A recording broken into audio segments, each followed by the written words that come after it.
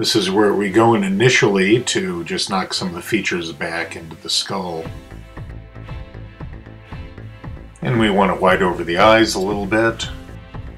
We want to go back in and knock out those eyelashes. And quickly reference where the bone is under the tissue. Brought in some meat reference here, actual piece of steak that I'm using to bring in some of the tissue and build up on top of the skull. Want to go in and define this droopy eyelid a little bit. Add some character. It sinks it back, it draws a little bit of attention, which is nice. At this point we go back in and we start defining the shapes and the depth a little bit more, tweaking certain areas, sending areas a little bit farther back into the skull. Want to suggest that decomposition as much as possible, going in and noodling in some of the smaller details and spots. It's very important to define the shapes as much as possible. And we want to go in there and dirty up the clothes. It's always important. And we want to start cleaning up some of the overspill of fluids and specks and dirt and dust.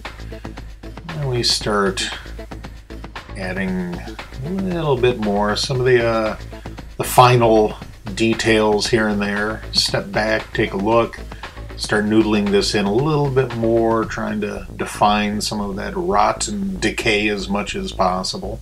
This is just the point where we're adding just a lot of little eye candy, noodling in here and there, suggesting decay, and got some little wormholes kicking in, and flesh is falling away from the bone.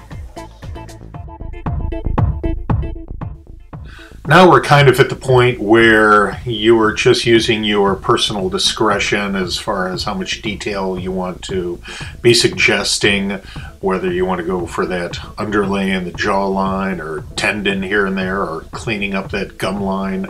That's your call at this point. It really is a matter of how far gone you want this particular creature to appear.